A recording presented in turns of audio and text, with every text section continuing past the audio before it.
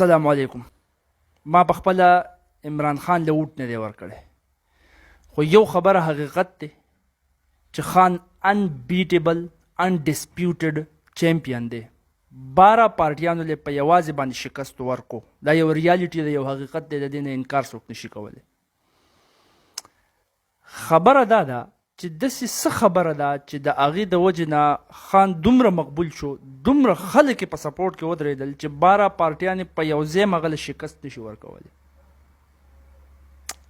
خبره زما په غور واوره، د انسان دا فطرت نه دی، دا الله تعالی داسې پیدا کړی دی که نه چې دی په صحیح او په غلط کې فرق نیچرلی کولی شي، په خپله کولی شي. صحیح او غلط دته په خپله واضحېږي. دا سافټویر د ده په وجود کې الله تعالی انسټال کړی دی. په قرآن کې او په حدیث کې په دواړو کې د دې ذکر شته، د انسان د فطرت په باره کې. فطره یې ورته ویلی دی، عربۍ کې ټکې فطره استعمالیږي. اوس د حدیثو په رڼا کې که زه زیات جوړ ځم، ټولې خبرې به په فطره باندې شي. خپلې مدې باندې خبره کوم چې د انسان فطرت الله تعالی داسې پیدا کړی چې دی په صحیح او په غلط کې فرق نیچرلی انیټ د ده په وجود کې دننه موجود دی او دا دی کولی شي. لکه زه تا یو مثال در کوم. ته یو غل ته ووایه چې غل دی، غلا کوي، وایي دا غلا چې ته کوې دا ښه کار دی.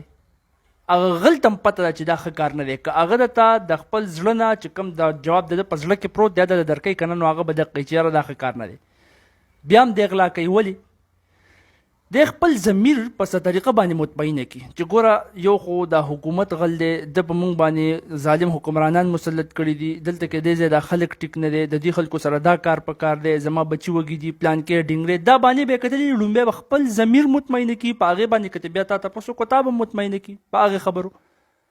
خو ده ته پته ده چې غلا غلط کار دی.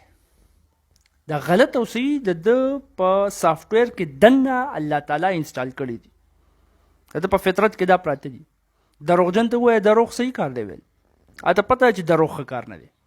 خو بیا به هم د هغې نه بعد هغه ښه ډېر دروغ وایي او هغې د وباني ګوري چې یاره په دې ځای کې ضرورت و ځکه مې وي، دا چلو هغه چلو، د دې د وجې نه مې وي، د هغې د وجې نه مې وي. خو پته ده ورته چې دروغ ویل غلط کار دی. دقه شانته کې هر انسان د ظلم خلاف ودرېږي، دا د په فطرت کې راچلېدلي دي، د په فطرت کې پراته دي. ځکه خو به الله تعالی د قیامت په ورځ باندې رانیسي چې ستا په فطرت کې ما کېښودي وو چې صحیح او غلط کې ته فرق کولی شي. د هغې د پاسه مې انبیاء کرام هم درولېږل، کتابونه مې هم درولېږل، خبر مې هم کړې، بیا هم تا د خپل خواهش نفس تابعداري وکړله او هغه غلطې لارې باندې لاړې د خپل خواهش نفس نه، چونکې الهه معبود جوړ کړی او د هغې د وجې نه. سوره فرقان کې الله تعالی وایي که نه چې هغه کس ته د هغه ذمواري ته اخیستی شي چې د خپل خواهش نفس نه معبود جوړ کړی. ته په غلطه لار لاړې، تا ته پته وه چې دا غلطه لار ده، ما درته ویلي مو چې غلطه لار ده، بیا هم پې ته ورغلې، ستا په فطرت کې ما دا انسټال کړي. سزا به هم د دې خبرې ورکوي. نو د خبرې نه مې مطلب دا دی چې دا د انسان په فطرت کې پراته دي انسټنکټلی چې دی په غلط او په صحیح کې فرق کولی شي. اوس ګوره 4-5 پوینټ زما ذهن ته راځي، یو مین پوینټ پکې درته یم جسټ د ایکسپلینیشن دپاره، د دې مقصد دپاره.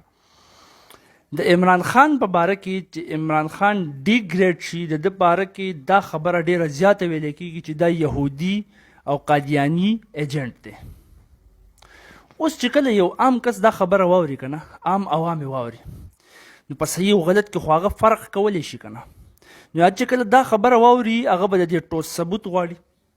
اوس د دې سره چې څوک ورته یهودي یا قادیاني ایجنټ وایي، نو ثبوت د دوی سره نشته. زیات نه زیات به وایي چې ډاکټر اسرار احمد ویلي و، د هغه کلیپ په شیر کې. لکه ډاکټر اسرار احمد خو نور هم خبرې ډېرې کړي دي، هغه به ته د هغه سره ومنې، نه نورې خبرې نه. خو لکه دې ټایم کې زما مقصد، زما مطلب د دې خبرې نه پوره کېږي. نو دا منم چېرته په رساله کې د قادیانانو یوه رساله ده او د عمران خان نوم پکې راغلی، لهذا دا قادیاني ایجنټ دی. قادیاني ایجنټ ځکه دی چې په رساله کې نوم راغلی.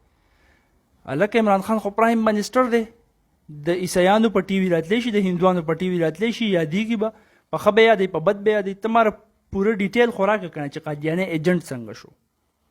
ټوس ثبوت نشته.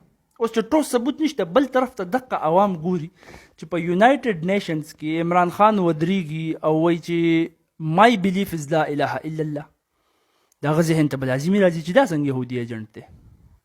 نیتنیاهو را روان دی د اسرائیل پرایم منسټر، ټول د ملکونو صدران، پرایم منسټران، بادشاهان، غټان ټول ودرېدل. د چې وکتل چې یاره دا خو دی را روان دی، واپس کېناست، خپې په بله واړوله، ورته نه درېدو. د هغه ذهن ته به لازمي راځي چې دا څنګه یهودي ایجنټ دی. رجب طیب اردگان شته، مهاتیر محمد شته، هغوی د اسلام دپاره د مسلمان ملکونو دپاره د هغوی د اتحاد دپاره زور لګولی. بیا هم عمران خان د هغوی نه مخکې کېږي په زور باندې په یونایټډ نیشنز کې په دې دنیا دا تسلیموي چې ستا هغه د آداب هم اسلاموفوبیا انټرنیشنل ډے مناوخي، دونه انټرنیشنل ډیز مناوخي، اسلاموفوبیا هم پکې مناوخي، وی پې منله. نو چې دا عوام هم ګوري هغه به چېرې دا څنګه یهودي ایجنټ دی چې د اسلام دپاره داسې لګیا دی. هغوی ذهن ته به دا خبرې راځي چې کله هغه وګوري چې یاره اسرائیل د یهودیانو کور دی ملک، او د امریکې هغه ملګری دی، خاص کر کې د 1956 نه بعد چې کوم د عبدالکلام الناصر نه و د ایجپټ هغه د هغه سره چې کله د امریکا کلیشز راغلل، نو بیا خو سم یو وجود شو اسرائیل او امریکا. د دې مطلب او د اوسه پورې راچلیږي، د دې مطلب دا چې څوک د اسرائیل ملګری دی، یهودا او د امریکې ملګری دی، او دلته چې دی وګوري خان ته، نو هغه د امریکې خلاف داسې لګیایي لکه غټ دښمن چې دی. د هغه ذهن ته به لازمي دا راځي چې دا څنګه د یهودیانو ایجنټ شو. نو زما وروره د دې خبرې کولو نه مخکې تاله دا سوچ پکار دی چې ستا سره د دې خبرې ټوس ثبوت ای. د ثبوت نه بنا چې ته خبره کوې، نو د خلکو ذهن ته د صحیح او د غلط کې فرق کول د الله تعالی د هغې ذهن ته کوز کړي دي، نو هغوی ته صحیح او غلط ښکاري. بیا نو چې کله هغې ته پته ولګي چې ستا سره ټول ثبوت نشته دی، او د هغه رویې ته ګوري او د هغه کارونه ته ګوري، د هغه خبرو ته ګوري، نو د دې مطلب دا دی چې هغه خبره ټیک کوي، ته خبره غلطه کوي، نو ستا ویلیو به د هغه په مقابله کې ډاون شي. اوس کو د ده هغه خوښ دی که نه دی، خو کم از کم ستا ویلیو ډاون شوه، ځکه چې ته بنا ثبوت لګیایې. ځکه په قرآن مجید کې الله تعالی وایي قل هاتوا برهانکم ان کنتم صادقین، که رښتینی خو ثبوت راوړه که نه، او که ثبوت نشي راوړه بیا رښتینی نه. نو چې اوس ستا ویلیو کله ډاون شو که نه، اوس که ته په حقیقت کې په هغې کې کومې غلطیانې دي هغه وباسي، عوام ته وایې، عوام به نه مني، ځکه چې هغه الریډي ته ټیسټ کړی. نو ستا هغه نورې خبرې هم که بیا هغه صحیح وي، هغه دته ټیک نه ښکاري. بیا خو په عوامو کې دا جزم نه شي ډیپ ډاون ریسرچ وکړي، دننه پکې ورشي. زیات خلک خو دا نه کوي، دا خو بیا ډېر کم خلک کوي. تاله دا پکار دی د عمران خان خلاف چې ته صرف هغه خبرې وکړي چې څه حقیقت کې د هغه نه غلطي شوي، یو بل پسې دروغ چې په سیاست کې شروع کې، پروپیګنډې شروع کې، د هغې دا نتایج راوځي. داسې هرې پارټۍ والے کړي دي یو بل پسې. ته دا ویلی شي چې یاره عمران خان چې کوم د سبسډیز د عوامو له ورکوي، چې کوم مخکې پرایم منسټر و، کوم سبسډیز عوامو له ورکوي، د دې سبسډیز د پاکستان په اکانومي باندې ډېر غلط اثر غورځېدی شي. وروسته به موږ ته ډېره زیاته ګرانه شي دا اکانومي کنټرول کول. په دې باندې خلک پوهه کړه، که ته چې په دې باندې عام عوام نه پوهېږي، نو دا پې ته نشي پوهولی، او چې ته پې نشي پوهولی بیا مرازه فیلډ ته مرازه بل کس را مخکې کړه. ته دا ویلی شي چې ټیک دا د امریکې څه زمونږ هم نه لګي، خو چې په کومه طریقه ورته سترګې عمران خان ښایي که نه، دام په موږ باندې ډېر غلط اثر غورځولی شي. د کلي بدماش دی ټیک د ستا ورسره نه لګي، خو په هر ځای کې خو به ورته په لاره کې نیغ نیغ نه کېږي که نه کېنه بدماشه، د لا بدماش کېنه د بدماش بچیه، یو ډز به یې نه ایستی نو د دې سر نه. لحاظه سترګې ورته نه دي ښودل پکار، دا مونږ خرابوي. دا تا ویلی شو. داسې بلا خبرې تا کولی شوي چې کوم د هغه نه مس هینډل شوي په خپل ضد او په انا کې،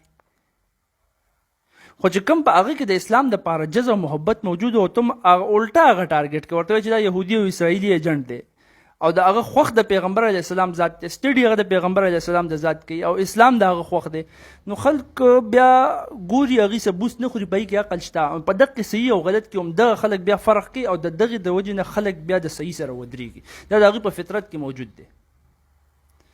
نو په دغه ځای کې خو صحیح بیا هغه و، خلک د هغه څه ودرېدل. تا که دا خبرې کړې وي بیا ته ټیک وي، خلک ستا سره ودرېدل.